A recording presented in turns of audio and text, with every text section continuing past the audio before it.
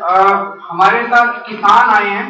मैं ओम प्रकाश जी जो मानेसर से आए हैं उनसे निवेदन करूंगा कि वो संक्षिप्त में। सरकार ने मानेसर में दिनांक 27 अगस्त 2004 को 912 एकड़ जमीन के अधिग्रहण के लिए सेक्शन 4 की नोटिस जारी की। किसानों ने पुरजोर विरोध किया। किसानों ने अपनी आपत्ति दर्ज की, जिस पर जमीन अधिग्रहण अधिकारी ने कुछ जमीन अधिग्रहण से मुक्त करने की सिफारिश की थी।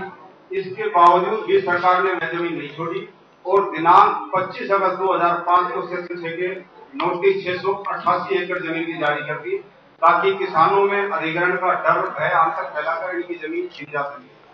सरकार ने इसमें से कुछ जमीन छोड़ दी तो यूनिटेक की थी, उन्होंने ऑलरेडी इसमें लाइसेंस ले लिया था, परंतु किसानों की जमीन सिफारिश के बाद भी नहीं छोड़ी। किसानों को अधिग्रहण का डर सताने लगा, क्योंकि इससे पहले सरकार ने मानेसर में 6,54,000 प्रति एकड़ का मुआवजा दिया था। डीएलएफ ने अपनी सहयोगी कई छोटी छोटी कंपनियां बढ़ाकर सरकार से साठ-गांठ कर अधिग्रहण का डर दिखाकर जमीन खरीदनी शुरू कर दी। ज्यादातर जमीन खरीद ली, कुछ किसानों ने जमीन नहीं बेची, तो डीएलएफ ने दिनांक 2 अगस्त 2007 को सरकार से मिलकर इस जमीन के सेक्शन 9 के नोटिस जारी करा दिए। किसान डर गए। डीएलएफ की सहयोगी कंपनियों ने एकदम रेट बढ़ा दिए। इससे पहले जमीन 20-25 लाख रुपए में खरीद रहे थे। सेक्शन 9 के नोटिस के बाद उसी जमीन को 1 से 1.5 करोड़ रुपए में खरीदना शुरू कर दिया। जब ज्यादातर जमीन डीएलएफ और उसकी सहयोगी कंपनियों ने खरीद ली, तो दिनांक 24 अगस्त 2007 को इस जमीन को अधिग्रहण से मुक्त कर दिया गया। हमें लगा हमारे साथ सरकार ने मिलकर धोखाधड़ी की गई है। अधिग्रहण का डर भय आतंक फैलाकर हमारी जमीन छीन ली। जब इलाहाबाद हाई कोर्ट ने नोएडा ग्रेटर नोएडा के किसानों की सुनी, तो हम भी पिछले साल पंजाब और हरियाणा कोर्ट में गए। हमें दिनांक 17 दिसंबर 2011 को इस जमीन पर स्टे मिल गया। हमने स्टे की कॉपी उपायुक्त गुड़गांव डीसी गुड़गांव को दे दी, लेकिन डीएलएफ कंपनी ने आज तक भी इस जमीन पर काम बंद नहीं किया है और डीएलएफ कंपनी आज भी फ्लैटों की बुकिंग जारी किए हुए है। हमारी जमीन अधिग्रहण का डर भयान तक फैलाकर छीन ली गई। अधिग्रहण के नोटिस से पहले और अधिग्रहण के नोटिस के रद्द होने के बाद डीएलएफ और उसकी सहयोगी कंपनी ने यहाँ 1 भी एकड़ जमीन क्यों नहीं खरीदी? आईएमटी मानेसर के गांवों को एचएसआईडीसी द्वारा बांग्लादेशी घोषित कर दिया। एचएसआईडीसी ने मानेसर की ज्यादातर जमीन खरीद ली थी, जिसमें कुछ उद्योगों के लिए और 256 एकड़ रेजिडेंशियल सेक्टर बनाया, जिसमें एचएसआईडीसी के अधिकारियों ने काफी लूट मचाई। निचले कर्मचारी ना बोले, उनकी लूट में शामिल रहे।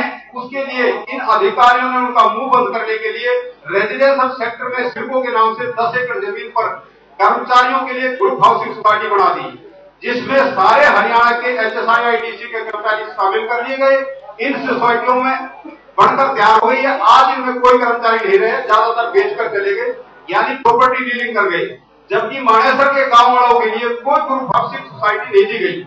हमारी लाख विनती के बावजूद हमें किसी सोसाइटी के लिए जगह नहीं दी गई और कहा गया कि तुम्हारा यहाँ क्या काम है। उनके नजरिए से ये मानेसर वाले बांग्लादेशी हैं। हमें किसी भी भूमालिक को और गांव के किसी भी भूमिहीन आदमी को सोसाइटियों में जगह नहीं दी गई। हरियाणा स्टेट एचएसआईडीसी का नाम था Haryana state industrial infrastructure development corporation, जिसका नाम इन्होंने बदल के हरियाणा स्टेट कॉर्पोरेशन कर दिया। सुरेंद्र जी वजीराबाद से आए हैं, जहां से 350 एकड़ जमीन जो मैंने बताया था कि इसको दे दी गई है डीएलएफ को। ये 350 एकड़ जमीन के बारे में अरविंद जी ने आपको तफसील से बता ही दिया। उसी गांव का निवासी हूं मैं, जिस गांव की ये जमीन। इस जमीन को हाँ जी नहीं बोलिए। वजीराबाद गांव। इस जमीन को पहले अधिग्रहण किया हुडा अथॉरिटी, उसके बाद इसको ट्रांसफर कर दिया एचएसआईडीसी और उन्होंने कर दिया डीएलएफ को। ये तो हुई एक बात, हमें मुआवजा तो कम मिला ही। दूसरा नुकसान हमारा और हो गया, ये तो जमीन डीएलएफ को दी गई है। एक पॉलिसी है सरकार की कि जिनकी भी जमीन एक्वायर होती है, सरकार लेती है, वहां जो सेक्टर बनता है उस सेक्टर में जिन किसानों की जमीन गई है उनको रहने के लिए प्लॉट दिए जाते हैं, हाउस की कोटे के प्लॉट होते हैं। अब वो जमीन तो दे दी डीएलएफ को, अब जो प्लॉट किसानों को मिलने थे वो प्लॉट भी नहीं मिल रहे हैं। उसके लिए किसान जा रहे हैं high court, Punjab Haryana high court. ये फैसला है, हाई कोर्ट में कहा गया है कि इनको प्लॉट दिया जाए और इनकी बात सुनी जाए। हम एचओटी के पास गए हाई कोर्ट की गाइडलाइन पे, एचओटी ने हमें जवाब दिया कि हमारे पास जमीन नहीं है आपको प्लॉट देने के लिए, जब कभी जमीन होगी हम आपकी एप्लीकेशन ले लेंगे। जब इन्होंने जमीन ही बेच दी, उसकी तिजारत कर रहे हैं, तो ये हमें प्लॉट कहां दे देंगे? हमारे यहां ढाणी सिस्टम है। ढाणी सिस्टम ये होता है कि दो आदमी अपने खेतों में मकान बना लेते हैं और वहीं पे अपना रहते हैं और खेतीबाड़ी करते हैं। गांव में उनके पास जमीन कम होती है रहने के लिए, वो खेत में ही अपने जाकर बस जाते हैं।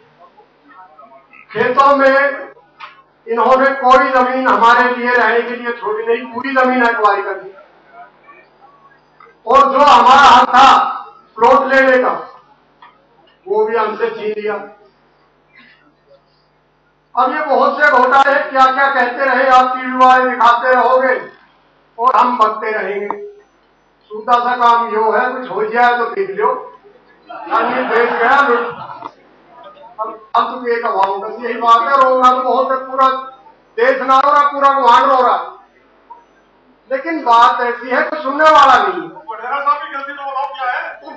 डीएलएफ को फायदा पहुंचा रहे हैं, जब डीएलएफ को पहुंचा दिया फायदा, यूनिटेक 2500 करोड़ देती है। अभी देते हैं आपकी बात का जवाब, चिंता मत कीजिए।